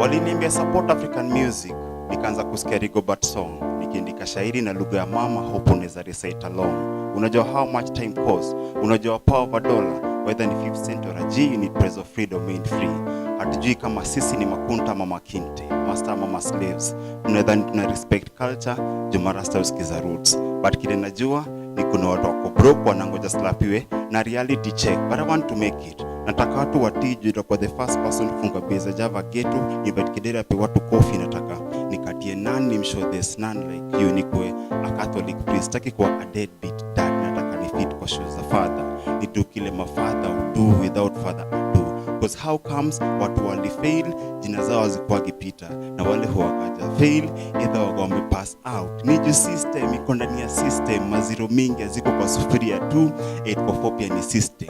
Tomoka na maziro after hiyo system. Politicians wanafaa win gold medals kama marathoners who run the mouth. The sad thing ni si ujua na tunawa vote in kama youth, kwa ballot tunawaingiza box men, so usiwai complain about unemployment na hujawahi vote wa kazi. Kwa sasa leo ulikuwa namba uende kazi, ulikuwa unajivuta tu kazi. Makritik washakuwa makupe, ukianguka wanakupea free ticks, ukianguka kwa field haona free kicks, ukirong wako right. Rangi zao zo resemble giza, but ukijibu swali haujisikia bright. Ukitake risk wana question kile una make, but kako make it in life ndo italeta beef. Then wacha ni put my effort at stake. You can't read my thoughts, maybe read my books. Hata Maya Angelou alisema ask and it shall be given. God, mina kuomba wisdom, ni go against the grain, break even.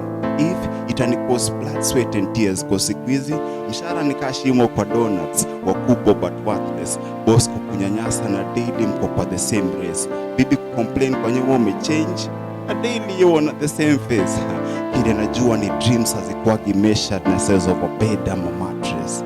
Inaswaga tycoon but spirit of a hustler. Brokenness ya chashmas but kwa wallet na figure 1 na 0 ka 7 James Bond. Hii art itakumixia maji na maziwa hadi utii. Hii art imekunywa 10 hadi wakarealize how to pambao. Na imeexpand familia hadi sai tuko na manews. Anka kaja mila man. All I need is one mic. Na utajua art hata kama una kiatu itatouch your soul. Art defined my name Moses kwa Musa Laba. Hii art imenifunza nafaa kustruggle juu. Easy come, easy go. Kauna believe art no the only place kuna life. Ndapeleka Bruno Mars.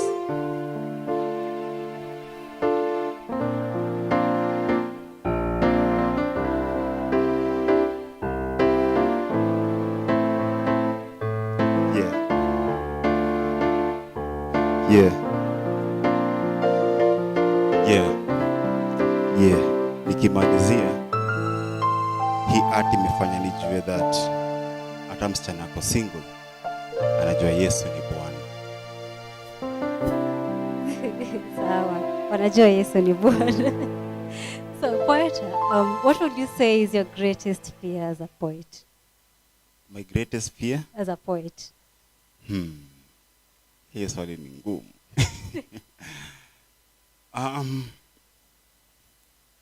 My greatest fear as a poet can be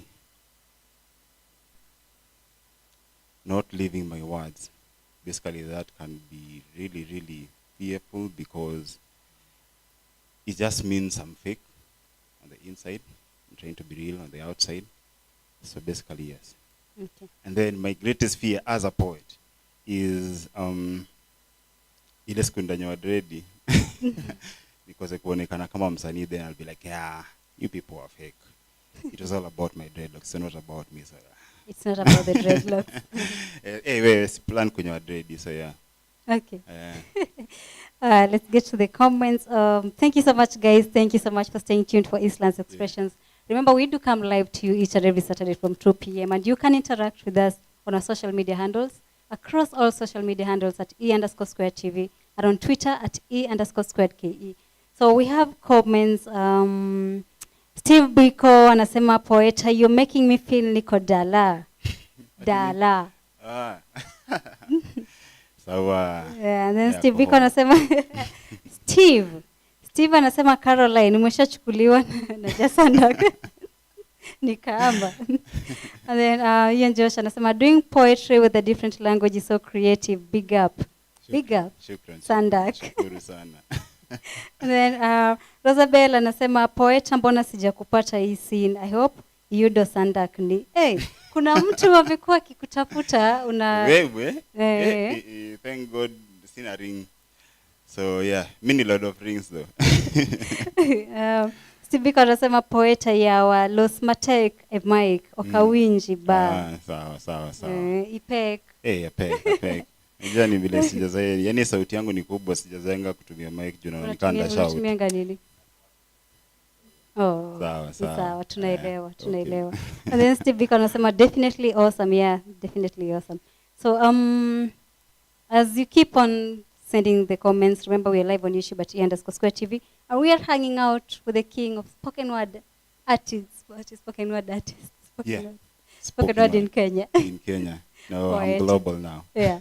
So Poeta, being in an age whereby people have embraced the internet and all that. So as a poet, how would you say the internet has built, or rather has explored, the word of poetry? The internet has played a major role, a major role. Let me tell you something. Spoken word, when you were starting, tulikuwa tuna-invite to say lunch breaks. You get like kumekuwa na big stuff, and then like kuna lunch break hivi kidogo watu wana break ndo mna invite to perform. So basically you're performing and nobody like is caring. Mtu anakula huko, mtu anakunywa maji huko hivyo, wengine wana crack jokes. So you're thinking, hey, your punchlines are the ones who are zinafanya watu wacheke. Kumbe watu wanapiga jokes zao huko. Ukimaliza, unaenda home, hujalipo. Audience ile ulikuwa unaenda kuimpress, hata nobody amejua ulikuwa huko ndani, alikuwa anajua somebody somewhere was doing stuff, yeah. So your time basically we were really struggling for platforms or just increasing our visibility because the internet was still not embracing spoken word. It was about kapuka and all that kind of music. And then the internet blew up, and poets started even writing their poetry on Facebook, Twitter not much, but basically Facebook, yeah. And so I can say Facebook has played a bigger role, even for us just advertising our events, advertising our works, and then came YouTube. Oh, man. Nowadays, a word is unstoppable. You can't stop any poet. If you don't give me airplay on the radio, you'll find me on YouTube, you'll find me on Instagram, you'll find me on Twitter, you'll find me everywhere. So the internet has made even poets collaborate with international artists. Basically, I've collaborated with artists from New York. Unajua? Sasa nangoja Jamaica sasa. Jamaica, yeah. Na game. Mimi nakwambia tu, ngoja tu. Sasa nimebaki collab na nani? Hebu niangalie. Acha tu nisitoe CD zangu zote. But yeah. Okay. But do you have that someone mwenye, let's say in the Kenyan poetry scene, yeah. Do you have that particular person mwenye unajiambianga I must do something with them? Poetry scene? Yes.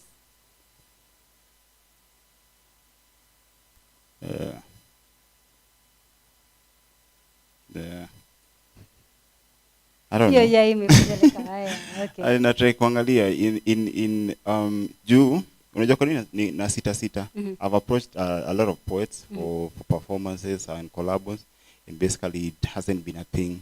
So just to bash poets, but I think poets are selfish. We are like selfish people.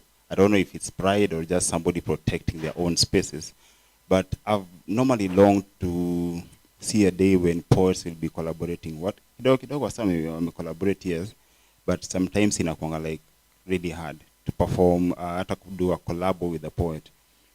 I think kila mtu ana protect space yake barika saa. So locally the only poet naweza taka kwa sahi na wish kupa collaborate na yeye ni Juliani. Okay. Juliani, that's my guy. Okay. Yeah. Now, other than Sandak, do you have any other low pieces? Yeah. Kuna time gani? niko na pesa otas pia. Lakini pesa otas unajua inamaanisha nini hata kama si Mjaluo? Yeah. Pesa otas inamaanisha? Pesa. Yeah. Pesa si kitu. Hebu ambia kombi. Unajua mimi ni mjaka wewe. Wewe ni mjaka? Mimi ni mjaka. So basically, okay, acha nisiongee. Wewe ni mjaka na nilikuwa naongea hapa hivi mpaka nacheki una load na shindo. Oh, wewe ni bontao. Mimi si bontao. Oh. Niliweza je kusema hiyo phrase yako ya wewe? Niko nafikiria wewe ni smart tu upstairs ile unashika vitu haraka. Okay, yeah, niko na piece nyingine inaitwa Pesa Otas. So kama kuna time na perform, but kama kuna time another day. Okay. Ina depend na nyinyi. Mimi nitataka tufungie show na hiyo. Yeah. But before we get to that space, how are you able to articulate your words, let's say in Luo, and still be relevant while delivering that message? Kuna best yangu leo nilikuwa namwambia I'll be performing a Luo piece. Akaniambia hata leo. I just told her, just listen to the words. Fall in love with how I'm reciting them. It's not about you understanding. It's just about you falling in love with the feeling. Unacheki nikisema nyako ni ogwalo. Yaani ukisikia ogwalo unashindwa what is this? Ama nikikwambia la kitar masiwa. Sasa hiyo ni nini hata? La kitar masiwa is basically your teeth. Oh. They're just like white like milk, or la kitar pamba, you know. Cotton is white. So basically I'm just saying you do a good job brushing your teeth. Okay. We're learning. Yeah. Yes. Kitu kama there's a line which I don't know why people find it controversial, because I'm talking about a woman's, you know, behind. Yeah. When I say sienda super drum, like, you know, that's a big ass. It's just big. And basically I don't find it body shaming when you say a woman has big buttocks. I mean, he has the big buttocks, and I can see them from where I am. And yeah, if you love them, that's her beauty. But sasa nikisema, you know, let's say I talk about a woman with maybe not big buttocks, it will be like, hey, you know. But sasa nikisema dem akona haga bigi, then inakuwa ni kitu kingine ati controversial. Hey, don't say that on TV. Like, man. No. So basically, yeah. For me, I go all in, yeah. But it's about just appreciating beauty. Okay. Yeah. So what is Poeta currently working on, and what should we look forward to seeing from Poeta? Poeta has evolved. I'm doing a podcast now. I have a podcast called the Unedited Voices Podcast, and it's about self-awareness and finding a purpose by diving deep into yourself. Okay? Like self-awareness in terms of understanding you have limitations and understanding you have potential. So that's how you connect with your purpose. It starts from there. Kuna watu tulikuwa tumeanza poetry now and sai wako. You know, some people do art for the trends. Some people do it for just money kikosa, and they quit. Basically in terms of art world inakonga hivyo. At times unaweza ingia kwa field with the wrong intentions, and at some point, you know, you go astray. Because ile kitu ulikuwa unafikiri itakama ikama. So basically, how do you find your purpose and everything you do, not just art, uweze kuconnect nayo to the end. And it's about knowing your strengths and your weaknesses. And then from there, you come up with a niche and do it. So I'm doing podcasts now, and then I'm also planning my EP, extended play, which is called Build Different. It will be off the hook here. Yeah. So basically, the day in a launch, I hope itakuwa nikama hapa hivi tufanye. Si hata una hope tutailonchia hapa. Tutailonchia hapa. Na vile mko na studio kali, hapo sawa, hapo sawa. Tutailonchia hapa. Be on the lookout. Ndafurahi sana, yes. Yeah. So basically those are two things I'm working on. And then Poeta is an event organizer. Yeah, so basically I do a lot of events. I do a lot of emceeing. I can say I'm an all-round artist, but najulikana na poetry and events and podcast. Okay. Yeah. So you've talked about finding your purpose as a poet. How do you do that exactly? Unaweza jaribu kitu na ikushinde. Unaget. And then ujaribu kila siku, unajaribu kwenda kwa fields zingine, but bado unajipata kwa ile field. That's a calling. Okay. So for me, my purpose, I find it when I knew this was a calling. I've been employed in different kind of jobs, but hata nikiwa jobs saa zingine unapata nganaleta shida na employees because I'm always on my phone, writing or looking at different stuff other artists are doing. Nikakuwa tu shida. Time fulani nimeandikiwa kuna jobs zingine si feel tu. Na find tu na come kwa poetry, but it's because I tapped into that potential mapema sana, nikajua this is what I want to do. It's about words. Nimekuwa na shida na wasee wala ananiambia I find a better career. Kuna places zingine imebaki nijiintroduce as another person, not as poet. So sahi wala watu walikuwa wananiambia ikitu ailipi ama nini, sahi wanarudi back to doing what I'm doing now because I stuck with it and I saw niliona mbele. For me it was about how can I bring the end in the beginning, and then now I work at the moment building that future. Okay. So it's about you being in the moment but looking ahead and then just trusting the process. Okay. Trust me, success is normally not on an easy road or a carpet. It's normally about hills and yeah. Okay. So tufanyie the next piece and then nikuje tufunge show na the Luo one, sindio? Sawa. Okay. Yeah. So hii piece inaitwa Kilio. Sika DJ wangu hapa ako ready. DJ uko ready?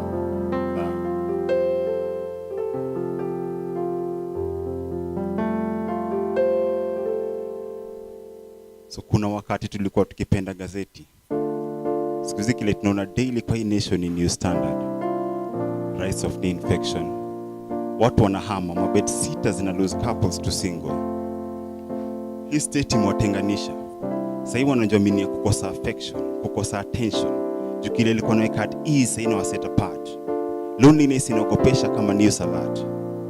Mamangu akioshago hizo miaka zake mingi, ananihofia kuliko vile mimi namfikiria. Maisha yangu kwake ni precious. Hadi jilizakana maintain social distance na demu wangu. Juzi landlord alikuja kunitisha kodi, ilibaki nimemfungia dirisha juu sina door. To make it worse akaniambia sina inspiration. So aling'oa roof. No daily nina someone to look up to. God. Mimi ni muungwana na najua dhambi zangu kama Adam ndo zilifanya mimi na hao wengine tupitie haya mashida.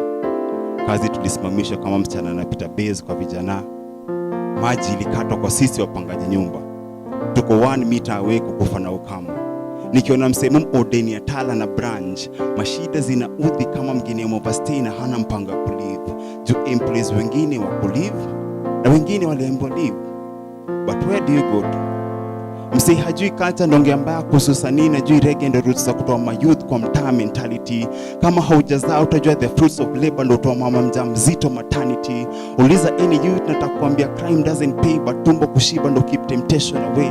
Uliza any youth natakwambia age was nothing but a number, wazee ukiandikwa kazi kwa vijana. Uliza any youth natakwambia sanitizer ku keep the hands clean won't stop them from doing dirty work. Jo hapo ndo kazi iko. Waulize.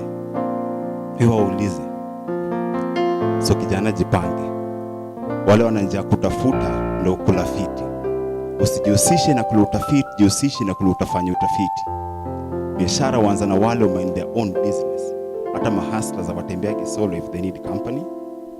Siku na wale wamefanya kazi hiyo siku ni kadri dunia ingeisha. Na kuna wale wananuka vizuri jua mboga na mageisha.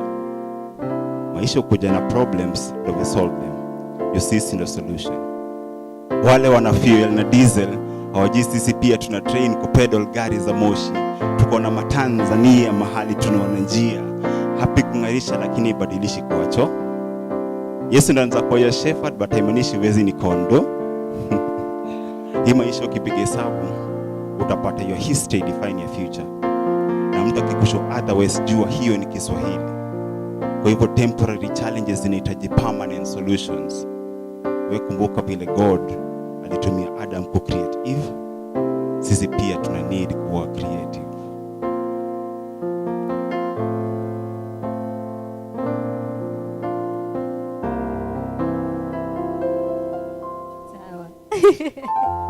So, uko na comments?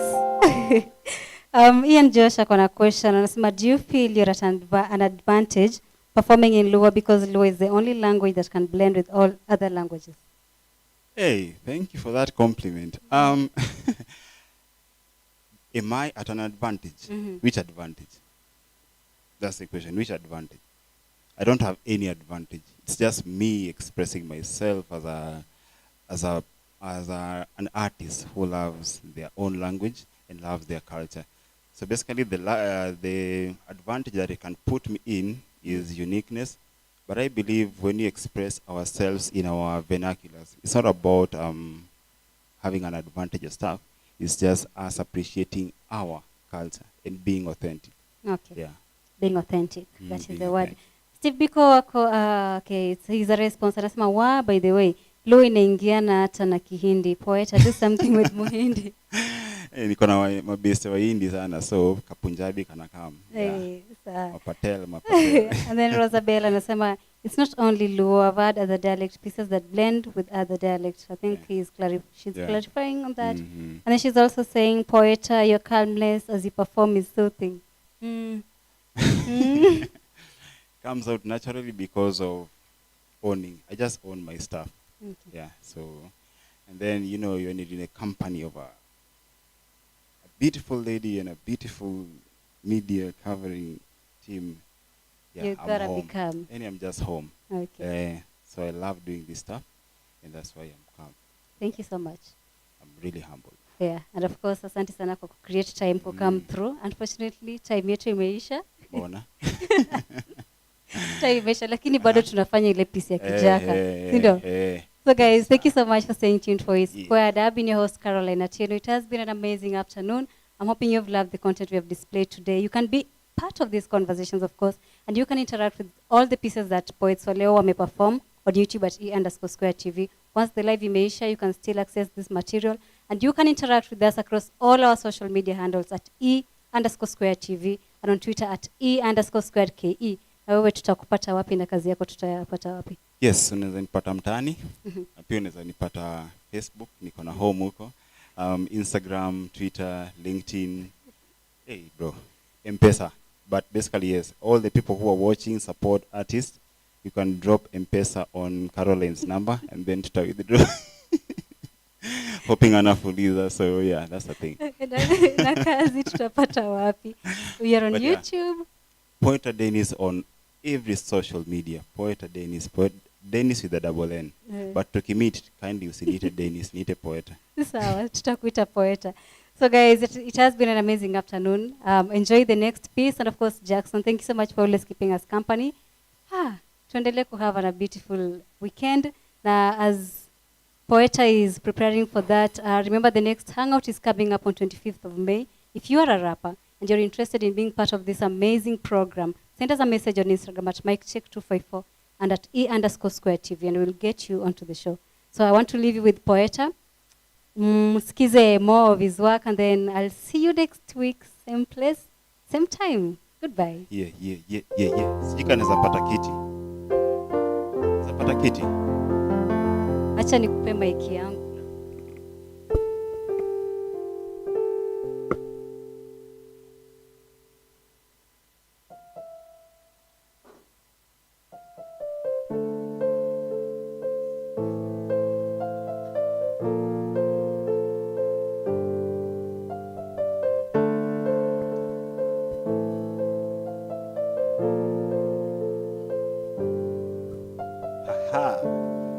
Mera, nani apendi kusota? Yeah, hata mimi sipendagi kusota. So this piece is about money where I come from, the lowland, you know, in my Boma back in Ushago, I stay just near Raila Odinga. Yeah, next to Obama. Potus. Yeah. This is what we say about money. Peso tas. Yes. Yeah. So capital. One. Money. Besha. Otonglo. Jolut wangelo ongeni. Pesa otas. Obiro in coins, naira, pesos, rupe gi dollars. Kika uondu. Jomatiyo gagirieko kata jomatiyo gi pas gi ema yude. Kichio to imanye. Kine to podi penjiri kaka ibro yude kiny. Jomoko ni kode mang'eny, jomoko manye, moko to onge ga ongo, moko winjo ga winja ni ji nigi pesa. Moko to onge ga go at all, and that is fine.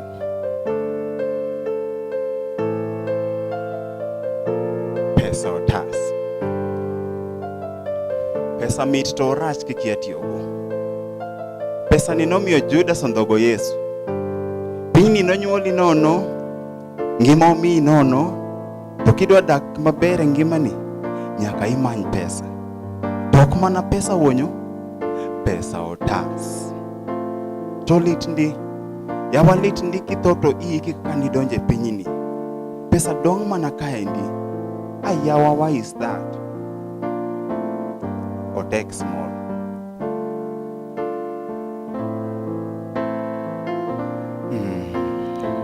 Pesa otas. Nitie joma nigi ohala makelo pesa. Moko to nigi pesa makelo ohala mathoth. Giwacho ga ni ti gi pesa mondo pesa ong'i kodi. Nitie joma gombo bedo gi pesa. To kinyise ni oti, omany pesa. To nyap ka gimoro nono. Yawa omany pesa. Ngimani bo bedo matek ka idhier. Yaye pesa. Rundo wiwa e pinyni. Yes. To nyocha atero nyako e date. Atero nyako e date. Anyiewo ne soup gi kuon. Anto agona order mar orenge gi chips. Yawa kanyo nafwenyo ni bet ng'ama real en gima rach. Bedo ng'ama real en gima rach. Nikech okona ni poeta. Poeta in fine di. Nyathi gemi yala iler. Lakini kiongo pesa. Tongo makamonya logo yokodi. Nokona ni love slaps very differently kaingi kwan motiap. Ka kwan itie M-Pesa, credit card, bank, kata ofuko. Ofuko motuch to ok deserve nyako mayom kapamba. Malake tar masiwa. Omiyo wetena. Omanyuru pesa. Pesa otas. Otonglo. Ing'e wach pesa? Pesa en kaka pi, olre aola.